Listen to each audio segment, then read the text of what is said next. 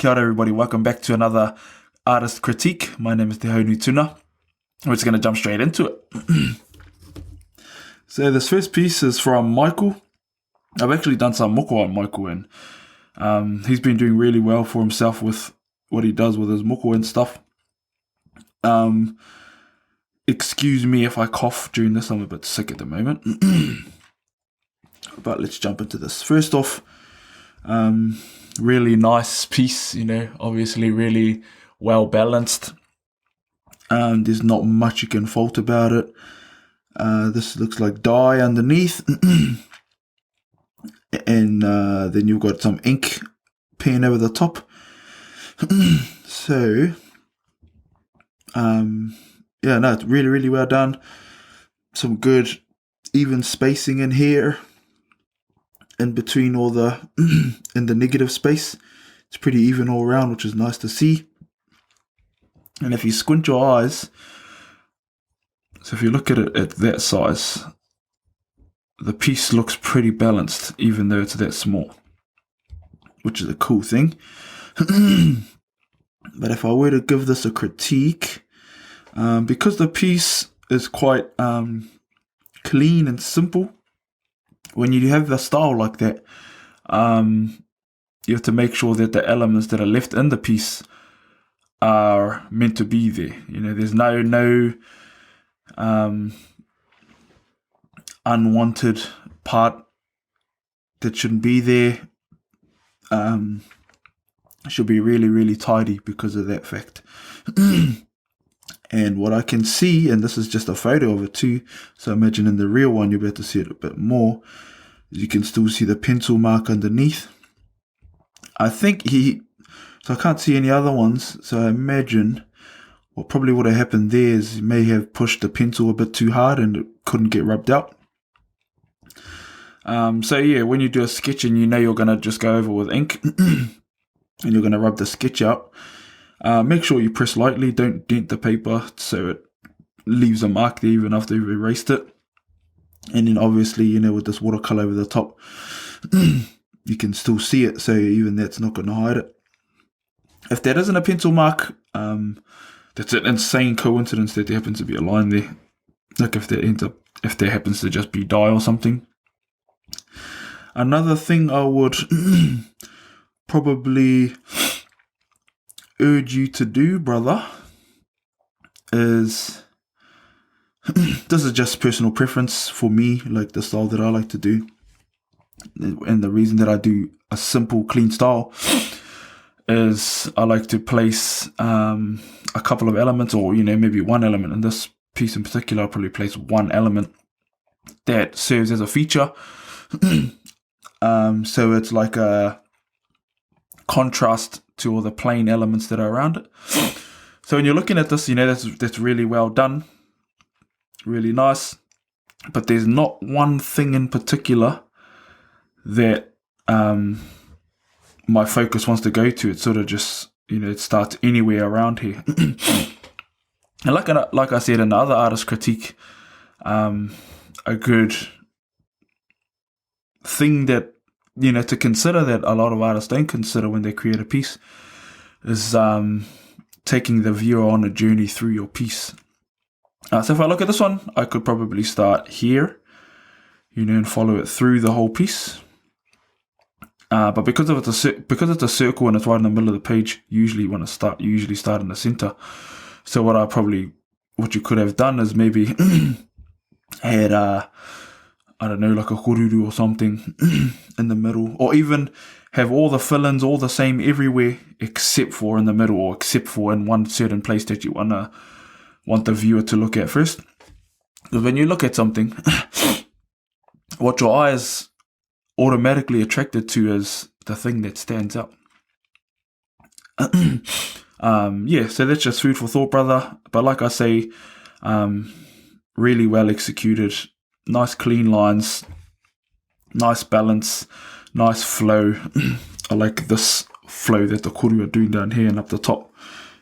That's a way that you're leading the eye in, if people didn't notice, which is cool. So awesome, brother. Thank you for sending that through. Next piece, this one's from Instagram. Junior the Free is his Instagram handle. This is Captain Cook. He sent through a story, I can't remember it. Pardon me.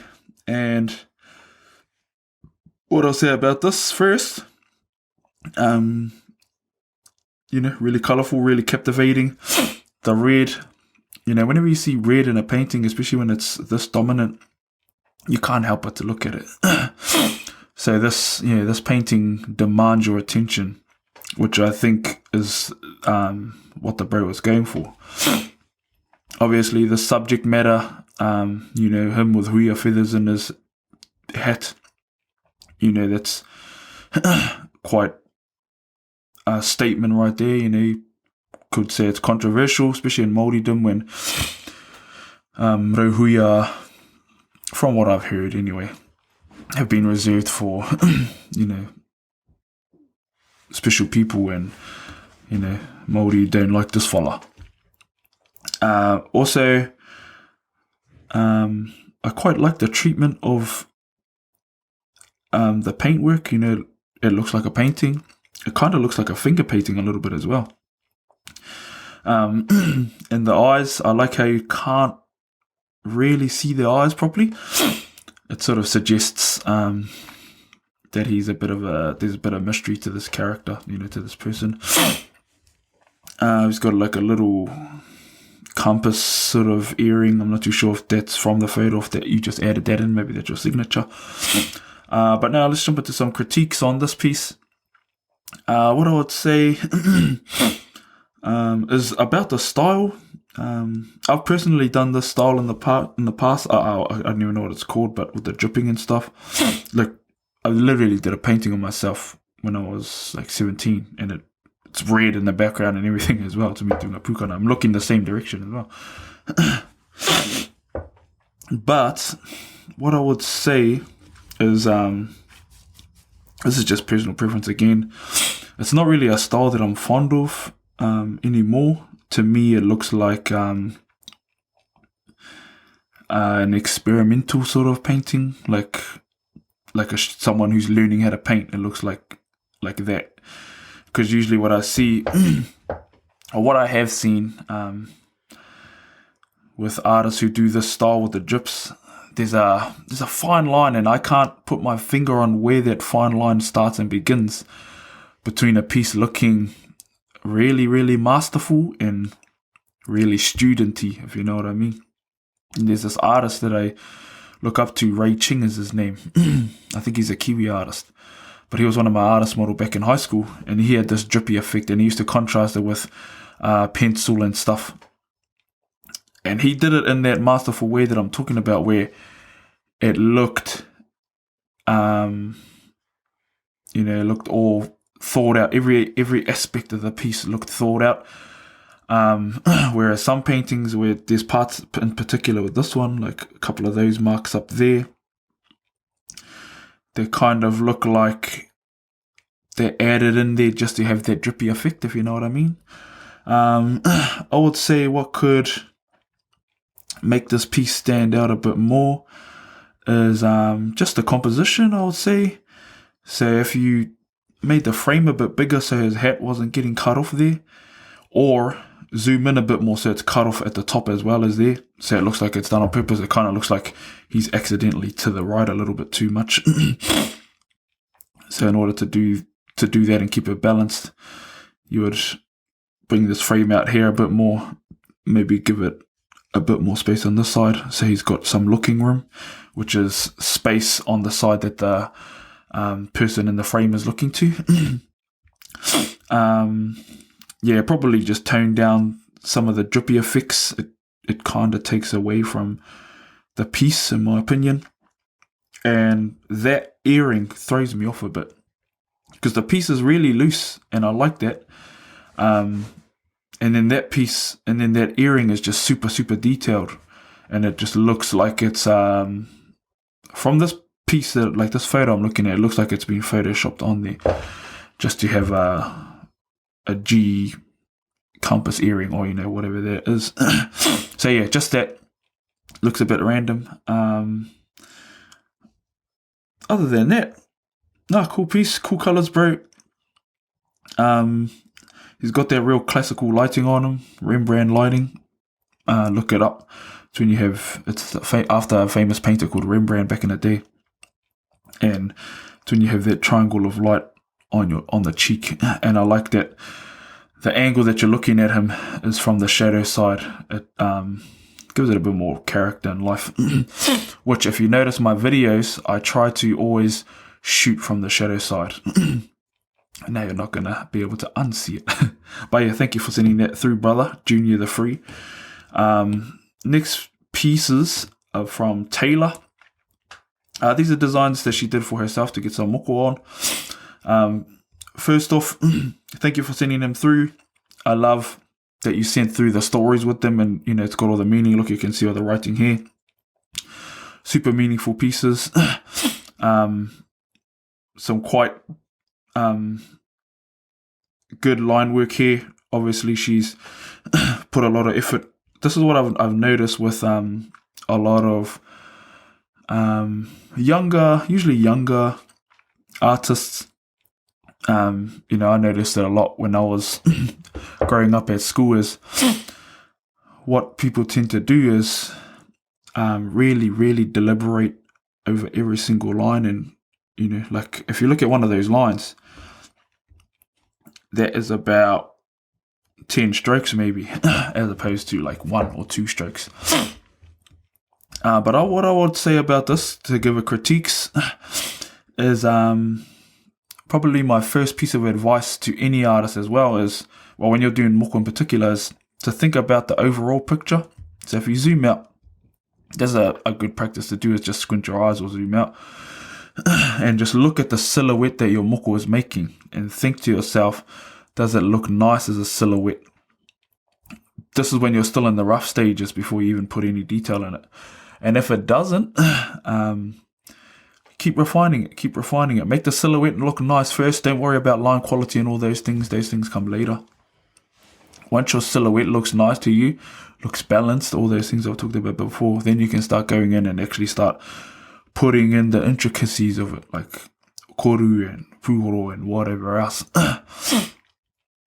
So this, you can see a bunch of different elements, which kind of throws me off. One thing I've noticed over my career as a moko artist and tattoo artist is a lot of people want to put every idea into one piece. So this piece isn't too big, but I can see heaps of different things that are trying to take my attention. And when there's too many things trying to take your attention, it ends up being quite busy.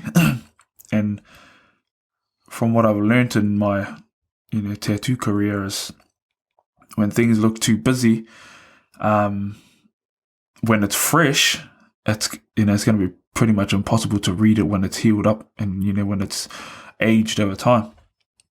So what I'll do to clean this up is I would keep, like, these koru in here are nice. They all look like they come from the same family. As soon as you start venturing out, things look a bit different, like the style. Like you've got this kind of like a rauru / puoro design over here, which is similar to that but a bit different. And then you've got this one here, which is different to that one as well. The spacing is a bit different.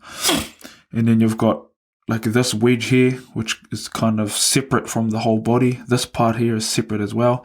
Then you've got these niho over here, which look kind of random to me.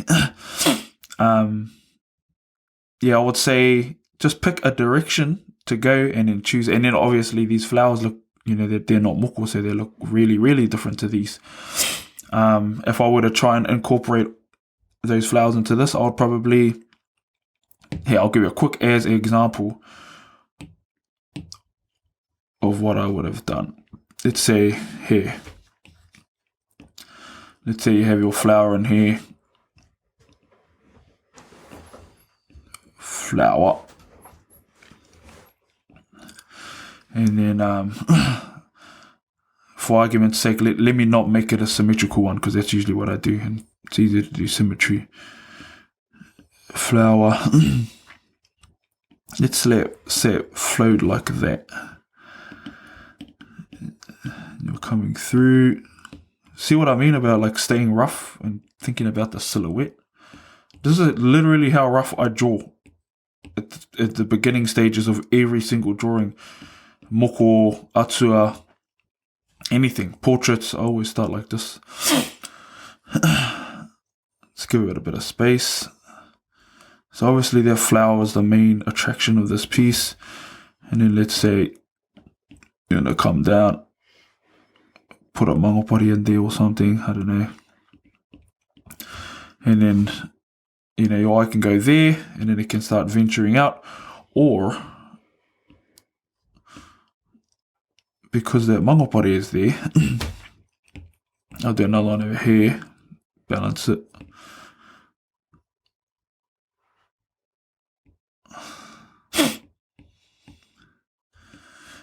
And they kind of look like arrows. So those bring your eyes into here as well. And this is, so that's like a rough as one, obviously, but let's go back to it. So I'd work on I'd work on a nice silhouette first, and doing different iterations. I'm guessing this may have been a first draft of this. It's okay to just stay rough, like you don't have to have your first piece be the final piece. You can do different iterations. So that's it. But like I say, I like this balance in here. So takeaways for you would be Taylor, focus on the silhouette, and then focus on balancing the elements that are inside that silhouette later on, and try to keep like a cohesive style. Try not to mash up heaps of different styles. Hope that was constructive. Kia ora. Let's move on to the next one. This one is from Karere, who's a student in the second year, I believe, at Toi Haukura, Tū Whakairiora. He's a tipuna from down East Coast. Obviously, very nice. Very clean, very bold. Love this pito and stuff in there. Pito's gotten super, super popular over the last few years. If you haven't seen that, you probably don't follow heaps of moko artists too closely. And if I'm looking at it, I think, it was all tender symmetry tool on. I love these colors, bro. If I were to give critiques on this, what I would say is, like I've said before, because it's so clean and it's so simple, what you want to do is make sure that every single thing in this piece is well done and there's no slip-ups. And what I mean by that is, like, just little details like that. I noticed that. Even just keeping these lines parallel. So obviously up here, the outline looks like it curves up the top, but then that fill-in line, it comes to a point. So that looks like a mistake to me. If I were to go to anywhere else, even just this spacing in this niho, because there are so many niho, I can notice that these parts, they sort of come out a bit more, and these ones go that way a bit more, and it sort of throws me off as well. There again, like that little almost overlap right there. Love this pito. This pito is cool as. I would have, this is just nitpicking by the way, if you can't tell. When a piece is so good, you have to nitpick because you still want to give some feedback. I don't want to just say, yeah, cool, bro, and give no feedback and carry on. I would have left that line out. It looked random because, if you wanted to leave that line there, you would have to make lines over there, fill in all the other open-ended koru and stuff. That's just a small thing there. What else is in there? Those lines, making sure that those lines all touch. Those ones all touch, but those ones don't. Little things like that the average person probably doesn't notice, which is all good. But since we're doing artist critiques, I have to notice those things. And I notice those things anyway, so this is not just me being critical for the sake of being critical. But yeah, cool piece, bro. And now you've got another one right here. Uetonga. Lovers Mataora. This is Niwarika's dad for everybody watching. Yeah, really nice piece. I love the balance. Tiffin, look, if you just follow this manawa line right down, really, really balanced, really nice looking. Yeah, love that. I don't like that background though, because that just looks like a bunch of marks. Would have just went around with like red and orange brush or something, made a bunch of marks, and then just got the liquify tool and just ran it through. And it looks like that. It looks like you did this mataora in an hour or something, and then you look like you just went and just spent 2 minutes doing that background, which for me detracts from the piece, detracts from this beautiful mataora that you've done. And this is what I said in the last artist critique as well, was using those, this is not even a term, but using those Photoshoppy textures and brushes and effects and all those sort of things. To me, they're gimmicky, and they detract from your artwork if you don't know how to use it right. Definitely people who know how to use it right, and I think when people use it right, you don't know that they've used it. So yeah, I would say don't do that, because it looks like that. Like, I understand like the feeling you're trying to get. I think it's got a bit of movement to it, which is cool, but what would have made that look better to me is if you just painted that. If that looked like it was hand painted and it didn't look like you used a liquefied brush or tool, that would have looked 10 times better, in my opinion. But yeah, really well done, brother. Love it. Really clean, and good luck with the rest of your studies, brother. On to the next. This one's from Tiffin. Māori god or warrior, I'm not too sure. I can't remember the description that he gave. Really cool piece, real powerful, really animated with his pose, and with the effect that the energy around him is having on these ribbons or whatever these are. See a strong like manga or anime inspiration in this piece, because if you look at a lot of anime or manga, they have a lot of these ribbony things, which is part of their garb. And yeah, that comes across. I like it.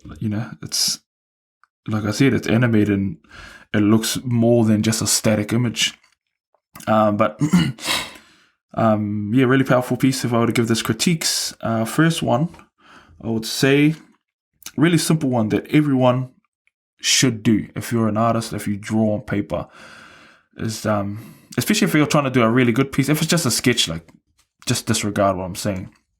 But it's just keeping your paper clean. Like this piece obviously looks like it took a long time.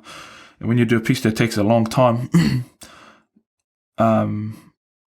it takes away from it when it looks grubby. When the page looks grubby, there's heaps of like little grubby bits all around it. I also would have liked it if you had moved him up, unless you've left that space there to draw something else. And then if you're going to be drawing like a warrior, or especially a muscly man, the biggest thing to focus on is anatomy, because if you can focus on anatomy and getting that right, like, your rendering skills can be at 0. You literally be basic level rendering skills, but if your anatomy is right, the piece still looks good. But if you're the best renderer in the world, but your anatomy is all wrong, it doesn't matter how good you are, the piece is still going to look wrong. It's going to have that realistic look, but it's still not going to look real because of the anatomy. So I would go through, bro, and use references. What I say to people if they draw anatomy is just use references all the time. Even the best people in the world use references, because you can only rely so much on your memory. Comic books might be a little bit different because the anatomy is a bit exaggerated. But if you're going for this, which there's elements of it that look a bit more realistic, like especially in the shading and stuff, is just getting your anatomy right. So for example, this is Mr. Nitpicker coming out again, just from what I've noticed. So with his arm, when your arm is overhead like that, your chest doesn't sit the same as if your arm is down. So what would really happen is, I don't know where I am, is because the chest attaches to the delt, or below the delt, I believe. So because the delts are around the backside now, or it's sort of rounded back a bit, this arm would raise the chest up here, and then you'd have the lats over here, have the, what are those called? Serratus, I think they're called. And then here's the armpit, and then tricep. But what would happen is the shoulder would be there. This is me just going through it. So it would sort of look more like that, and then the bicep. Tricep, elbow, forearm. If you can sort of see what I mean. But yeah, anatomy. And then what I would go in, bro, I'm not too sure what level you're at, but I think everybody can work on just consistent stroke quality, let's say that. So for example, if I come in here, if you look at his hair, it looks pretty consistent, like the color of his hair, and you can tell there's been a lot of effort put into his face and stuff, which always happens. The face is the first thing we usually look at. We look at faces all day, every day. So most of the effort usually goes into the face. And as soon as you start wandering out, the strokes start getting a bit looser, like down here. You can tell that it sort of looks a bit, a bit less effort than in the face. So that'll be the biggest things for you, Bella, to work on is anatomy. So use references of anatomy, like Google bodybuilder. Use Pinterest. I use Pinterest all the time. When you scroll through Instagram and you see images that you could use, that you think you may use as future reference, save it. I do that all the time. Even if you never use it, at least you did it for the possibility of maybe using it. The next thing would be consistent stroke quality. Try and keep those strokes consistent. Or if you are going to loosen it up, there's still a nice way to make it look loose. Like for example here, you come in like this, just look at the strokes, they look pretty consistent. And then if I wanted to get looser,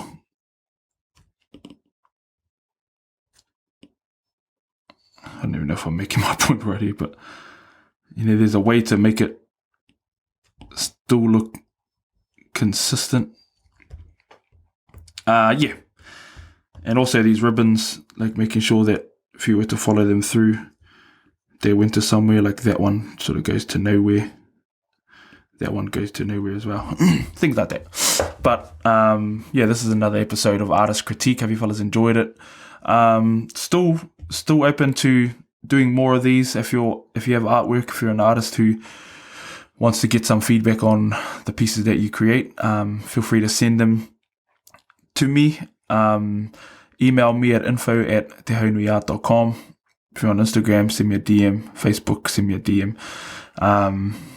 Hope you fellas gained some value from this. See you fellas in the next one. Mei ora.